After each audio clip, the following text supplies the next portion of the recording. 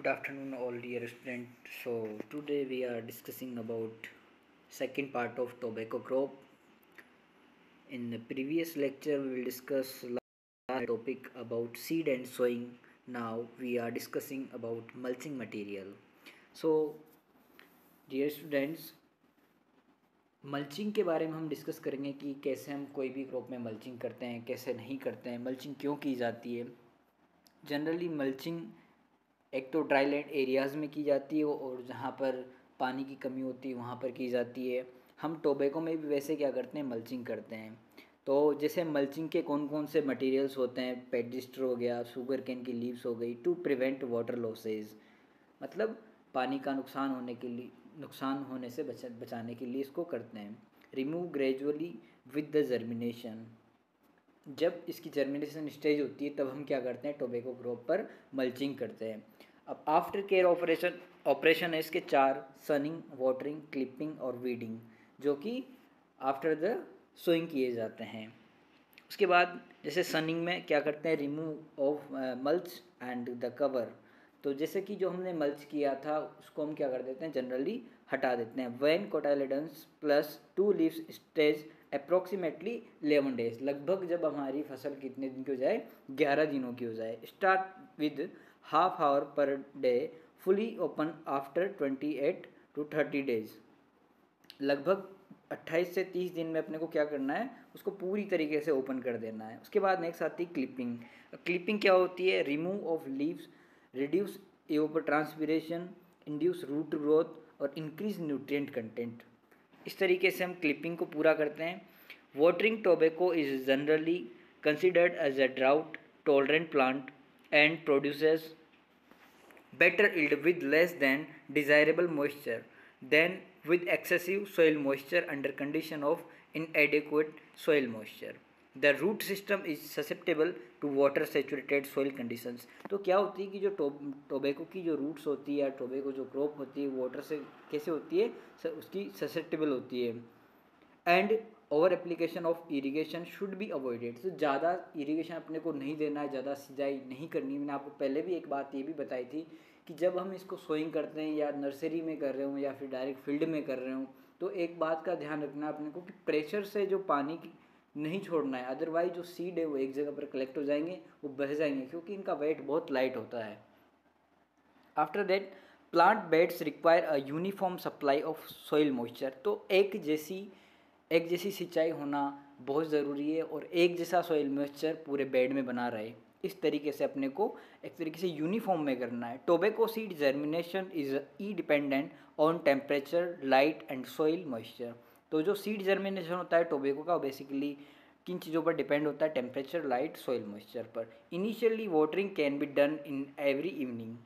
No water accumulation at any spot of the bed. Immediately after transplanting, tobacco should be irrigated with about 0.1 inch of water. तो जब हम क्या करते हैं, tobacco को transplant कर देते हैं तो उसके बाद अपने को सिंचाई करनी है लगभग 0.5 इंच पानी के साथ। This help of settle the soil ground the roots and provided moisture to stimulate fast root development. तो जितना ज़्यादा तेज़ी से हो सके उतना ज़्यादा उसका रूट डेवलपमेंट, मतलब फास्ट तरीके से हो एकदम, और उसकी जो रूट्स है वो कहाँ पर सेटल हो जाए, सोइल में अच्छे से सेटल हो जाए। Surface and sprinkler irrigation mostly practice. तो जो टोबैको में जो इरिगेशन सिस्टम यूज़ में लिया जाता है या इरिगेशन मेथड यूज़ में लिया जाता है वो कौन सा लिया जाता है, सरफेस और sprinkler. The quality of the water is important in selecting the most suitable irrigation method. Sprinkler कौन कौन सा, तो स्प्रिंकलर हो गया, should be avoided when only low quality water is available. जब हमारे पास लो क्वालिटी का वाटर अवेलेबल हो तो अपने को स्प्रिंकलर मेथड अवॉइड करना चाहिए टोटली। अदरवाइज बेस्ट तो है बट लो वाटर क्वालिटी है तो उसको अवॉइड करना है अपने को। उसके बाद हम फर्टिलाइजर एप्लीकेशन की बात कर लेते हैं। तो basal application of 50 gram of ammonium sulphate, 100 gram of potassium sulphate, 300 gram of sulphur phosphate and 100 gram of dolomite पर मीटर बेड। तो जो हम नर्सरी के लिए जो बेड तैयार कर रहे हैं उसकी क्वांटिटी है ये। एप्लीकेशन ऑफ 40% एंडोसल्फान डस्ट पर बेड और 1 day बिफोर सोइंग पर 10 मीटर टू बेड। इस तरीके से अपने को जब हम नर्सरी बेड तैयार करें तब अपने को देना है। After germination of seed apply ammonium sulphate twice at 4 days, interval at 50 gram पर बेड। तो जो अमोनियम सल्फेट देना है 4 दिनों के अंतराल में 50 ग्राम पर बेड देना है अपने को। There after thrice at 4 days interval at 50 gram per bed. Transplanting: if you are growing your tobacco seedlings in a greenhouse or indoors, they should be hardened off before you transplant into your bed. Or garden methods of transplanting: ridge or furrow bed method और flat bed method। दो method इसके मैं बता देता हूँ कैसे इसमें क्या करना है। रिज बेड मेथड के बारे में पहले हम बात कर लेते हैं। रिज प्लांटिंग की जो विड्थ रखनी है वो 60 सेंटीमीटर बिटवीन रिजेज, स्पेस जो रखना है 60 सेंटीमीटर रखना है अपने को, with 30 to 45 centimetre height and 30 centimetre space between plants. 19 centimetre height तो रखनी है 30 सेंटीमीटर और जो प्लांट्स के बीच में डिफरेंस रखना है वो कितना रखना है 90। फ्लैट बेड मेथड के बारे में बात कर लेते हैं। तो flat bed method not widely use with 150 centimetre distance between plants 90 centimetre. और अब बात करते हैं हम ट्रांसप्लांटिंग मेथड्स, ट्रांसप्लांटिंग के बारे में कि कैसे इसकी ट्रांसप्लांटिंग करते हैं, कब करते हैं, कितनी दिनों में करना चाहिए अपने को।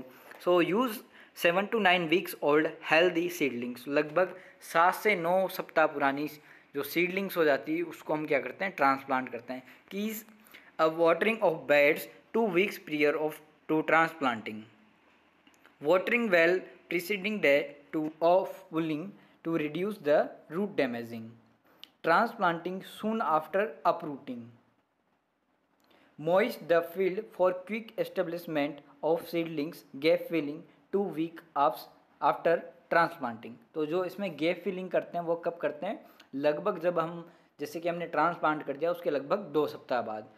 Planting density 15,000 plant 15,000 plant per hectare tobacco can be ready to harvest for curing after 60 days after transplanting। तो हमने जब ट्रांसप्लांटिंग किया था तब उसकी सीडलिंग्स कितने वीक की थी, लगभग 7 to 9 वीक्स की, लगभग 7 से 9 सप्ताह पुरानी सीडलिंग्स हमने यूज़ में लिया था ट्रांसप्लांट करने के लिए। उसके कितने दिन बाद, लगभग 60 दिन बाद हार्वेस्ट करने के लिए रेडी फॉर क्यूरिंग। अब पेस्ट की बात कर लें तो कौन कौन से पेस्ट हैं जो इसमें यूज़ में लिए जाते हैं, मतलब इसमें लगते हैं। एफिड हो गया, कटवर्म्स हो गए, हॉर्न वर्म्स हो गया, वायर वर्म्स हो गया, बड वर्म्स हो गया, फ्ली बेटल्स हो गए, थ्रिप्स, ग्रास होपर्स एट्सेट्रा। और पेस्ट एंड डिजीज मैनेजमेंट की बात कर लेते हैं। A certain amount of insect damage does not reduce crop value enough to pay for the cost of treatment. So जो इसकी पत्तियाँ होती हैं जनरली अगर वही डैमेज हो जाएगी, उन्हीं की ज़्यादातर इकोनॉमिक वैल्यू या उनकी इम्पोर्टेंस है पत्तियों की ही, अगर वही डैमेज हो गई तो मार्केट वैल्यू ऑब्वियसली क्या हो जाएगी, डिक्रीज हो जाएगी। Tobacco plants often compensate for insect damage. Thereafter integrated pest management is usually practice which is consist of physically, biologically and chemically control methods. Specially management practice detopping, removal of apical bud.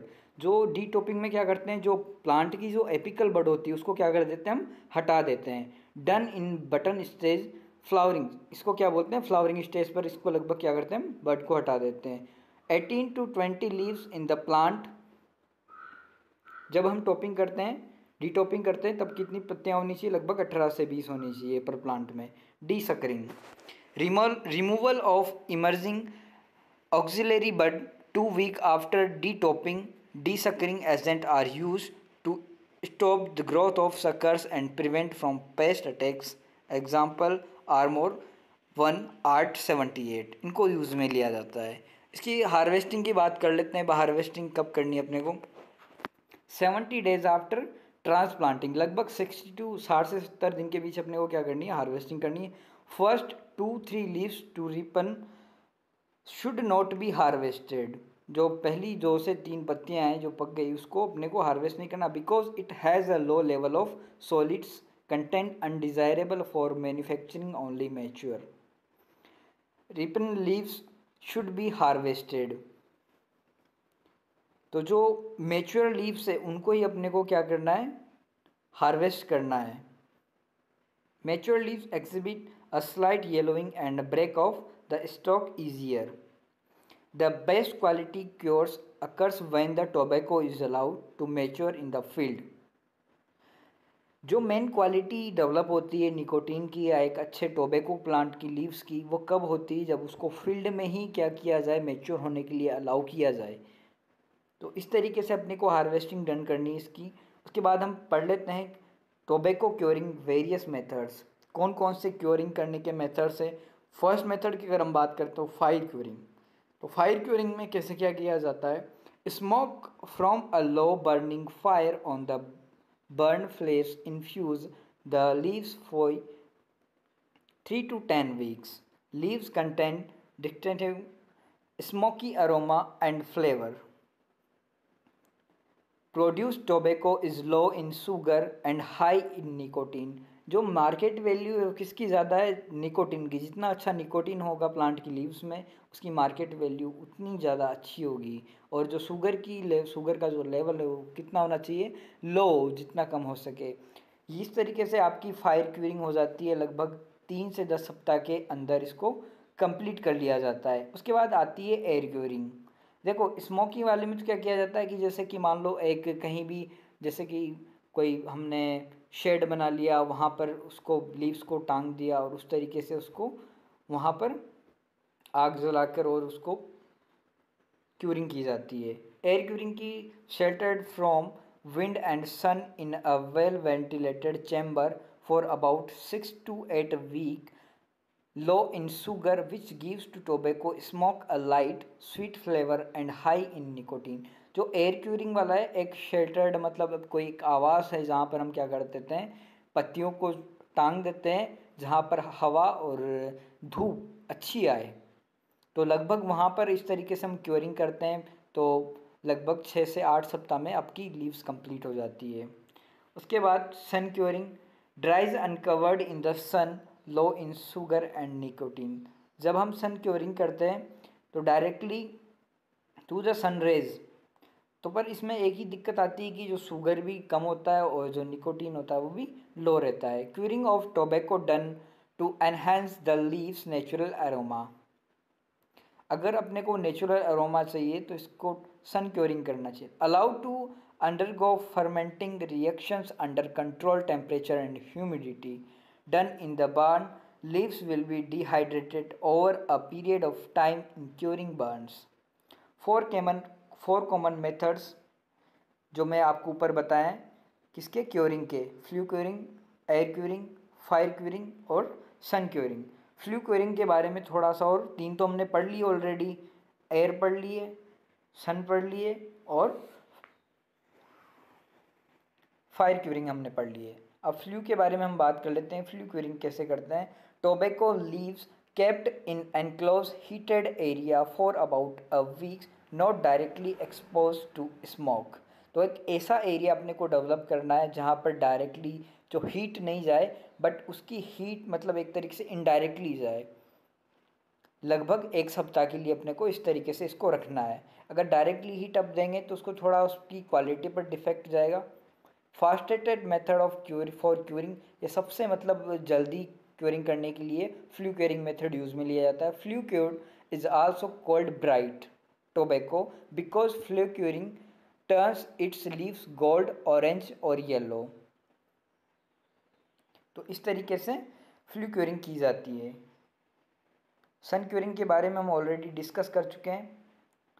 Bulking, leaves of different varieties must be bulk separately. Leaves from different stock position may also be kept separate. The bulk have to be covered with polythene sheet to compact the bulk without damage and to prevent gain or loss of moisture.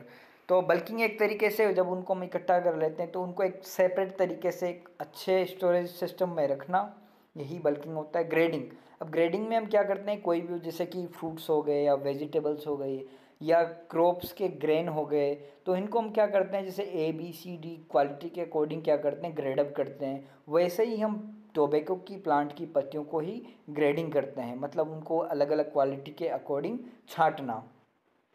So Short according to manufacturing purpose, we plant position, style, we external appreciation. Important factors to be considered: overall color, blemish, damage, texture, leaf, length, ripeness. तो इस तरीके से क्या क्या अपने को ध्यान रखना है: पत्तियों का कलर, टेक्सचर, लीफ की लेंथ और उसकी जो मैच्योरिटी है वो। ऐसी कुछ फैक्ट हैं या कुछ ऐसे इंपॉर्टेंट फैक्टर हैं जो कंसिडर्ड किए जाते हैं एक अच्छी ग्रेडिंग क्वालिटी के लिए। उसके बाद नेक्स्ट हम डिस्कस करते हैं टोबैको प्रोडक्ट्स। ऐसे कौन कौन से प्रोडक्ट्स हैं जो टोबैको को हार्वेस्टिंग करने के बाद बनाए जाते हैं: सिगार, सिगरेट्स, चेरट्स, बीड़ी हो गया, स्नफ हो गया, च्युइंग टोबैको चबाने वाला, loose leaf, dipping tobacco, cigarillos, tropical tobacco, paste tobacco, water. तो ये इतने सारे इसके प्रोडक्ट्स हैं जो बनाए जाते हैं। तो इस तरीके से ये आपकी टोबैको क्रॉप के बारे में, जिसकी मैं थोड़ा एक दो बातें बताना भूल गया था इसमें। ये टोपिंग के बारे में मैंने आपको बता दिया, डीसकरिंग वगैरह मैंने आपको बता दिया। वीड कंट्रोल के बारे में थोड़ा बहुत मैं बता देता हूँ कि कौन कौन से इसमें वीड होते हैं, इसको इंटरकल्चर ऑपरेशन कैसे किए जाते हैं। इसमें लगभग 10 से 15 दिन ट्रांसप्लांटिंग के बाद हम करते हैं। इसमें मेनली जो वीड लगता है वो ओरोबंकी वीड लगता है। जो मेन इसका वीड है ओरोबंकी। सो ओरोबंकी which is a root parasite and is a means to the tobacco crop is kept down by hand pulling। तो अपने को जो ओरोबंकी को रिमूव करना बाय द हैंड। तो इस तरीके से अपने को वीड मैनेजमेंट करना है इसमें। एक तो इंटरकल्चर ऑपरेशन करके। वेराइटीज़ के बारे में हमने डिस्कस कर लिया था और इसमें 2-3 डिजीज होती है उसके बारे में नाम बता था। टोबैको मोज़ेक हो गई, पाउडरी मिल्ड्यू हो गया, लीफ कर्ल हो गया और ब्लैक शंक हो गई। तो इस तरीके से 3-4 डिजीज़ है जो इसमें लगती है। इसके अपन नाम से याद रख लेना जनरली तो। और एक टोबैको कैप्सूल बोरर भी लगता है इसमें, और एक टोबैको कैटरपिलर हो गया। तो इस तरीके से 2-4 इंसेक्ट भी है जो मैं ऑलरेडी बता चुका हूँ और कुछ और भी मैं आपको बता दिए हैं। हार्वेस्टिंग के बारे में हम ऑलरेडी बात कर चुके हैं। तो ये सब था टोबैको के बारे में। I hope you like it. Keep sharing, keep liking and subscribe. Thank you very much.